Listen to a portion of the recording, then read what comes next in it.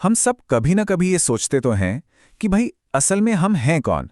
मतलब अपने काम, अपनी आदतों, अपनी पसंद नापसंद, इन सब के अलावा हमारी असली पहचान क्या है। तो आज हम आत्मबोध की एक बड़ी ही दिलचस्प सोच को समझने की कोशिश करेंगे, जो इस सवाल का कह सकते हैं एक हैरान करने वाला जवाब देती है। सवाल सुनने में तो बहुत सीधा लगता है ना?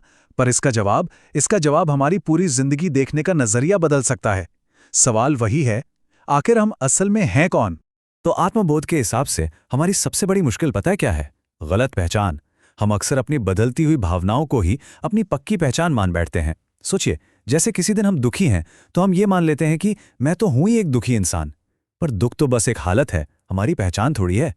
ये तो बिल्कुल वैसा हुआ जैसे हम बदलते मौसम को ही पूरा आसमान समझ लें। और इसी बात को समझाने के लिए आत्मबोध में एक बहुत ही खूबसूरत मिसाल दी गई है। जरा सोचिए, एक बिल्कुल साफ बेदाग क्रिस्टल है। अब अगर उसे एक नीले कपड़े पर रख दिया जाए तो वो कैसा दिखेगा? नीला ही दिखेगा, है ना? पर क्या उस क्रिस्टल का अपना कोई रंग है? नहीं। तो बस हम भी बिल्कुल उसी क्रिस्टल की तरह है। हमारी उम्र हो, हमारा काम हो या हमारी पसंद नापसंद, ये सब कुछ उन रंगीन कपड़ों की तरह ही तो हैं। ये हमारी असली पहचान पर बस एक रंग चढ़ा देते हैं। लेकिन हमारा जो सच्चा स्वरूप है वो उस क्रिस्टल की तरह हमेशा शुद्ध और बेरंग ही रहता है। तो सवाल ये उठता है कि हम खुद को इन बाहरी रंगों से अलग कैसे करें? तो इसका हल भी आत्मबोध में ही मिलता है, और वो भी एक बहुत ही अनोखे तरीके से। हमें एक राजा की तरह बनना सीखना होगा। अब ये राजा वाला आइडिया समझने से पहले हमें साक्षी भाव को समझना पड़ेगा। साक्षी होने का मतलब क्या है? इसका सीधा सा मतलब है अपनी ही जिंदगी को एक फिल्म की तरह देखना। हम फिल्म देखते हुए हंसते भी हैं, रोते भी हैं, इमोशनल भी होते हैं, पर हमारे अंदर कहीं ना कहीं एक हिस्सा ये जानता है कि ये सब सच में नहीं हो रहा है ना? हम सिर्फ एक दर्शक हैं।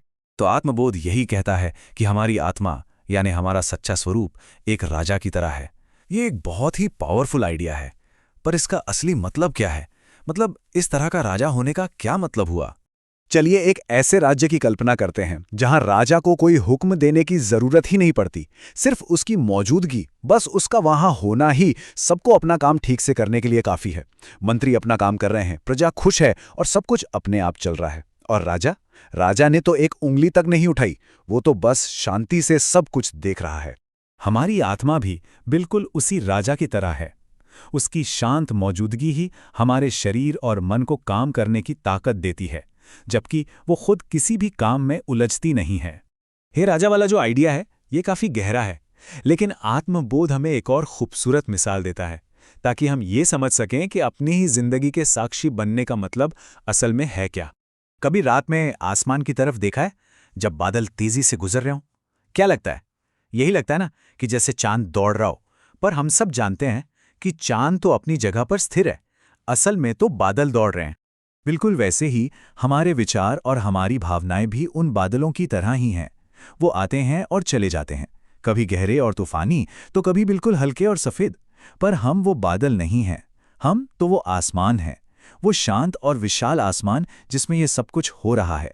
अच्छा, तो अब तक हमने खूबसूरत मिसालों की बात की, लेकिन आत्मबोध सिर्फ मिसालें नहीं देता, वो हमें एक लॉजिकल दलील भी देता है, ये साबित करने के लिए कि हम हमारा मन नहीं है। और पता है, ये दलील हैरान करने वाली हद तक सिंपल है। जरा इस पर सोचिएगा, हमें खुशी, दुख या कोई भी इच्छा, ये सब कब महसूस होता है? सिर्फ तभी जब हमारा मन जगा हुआ हो, एक्टिव हो। सही है ना? और इसका सबसे बड़ा सबूत क्या है? गहरी नींद। जब हम गहरी नींद में होते हैं तो हमारी सारी चिंताएं, सारी इच्छाएं सब कहाँ होती हैं? वो सब तो गायब हो जाती हैं। लेकिन हम तो तब भी मौजूद होते हैं, है ना? तो बस यही बात साबित करती है कि हमारी चिंताएं हम नहीं हैं।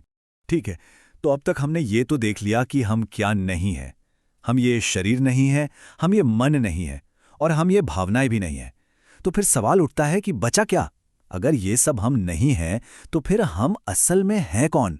इस पर आत्मबोध एक बहुत सीधी लेकिन गहरी बात कहता है। देखिए, आग का स्वभाव क्या है? गर्मी। और पानी का? ठंडक। ये उनका स्वभाव है, उनकी नेचर है, वो कुछ और हो ही नहीं सकते। ठीक इसी तरह हमारा भी एक असली, एक बुनियादी स्वभाव है, और हमारा वो स्वभाव बस 3 शब्दों में समाया हुआ है, सत, चित और आनंद। यानी कि हम शुद्ध अस्तित्व हैं, हम शुद्ध चेतना हैं और हम शुद्ध आनंद हैं। कह सकते हैं कि ये हमारी फैक्ट्री सेटिंग्स हैं। तो आखिर में ये सवाल हमारे लिए ही है, इस लगातार बदलती दुनिया में अपने बदलते विचारों और भावनाओं के बीच हम उस एक चीज को कैसे खोजें जो कभी नहीं बदलती। आत्मबोध हमें इशारा देता है कि इसका जवाब कहीं बाहर नहीं बल्कि हमारे अंदर ही छिपा हुआ है।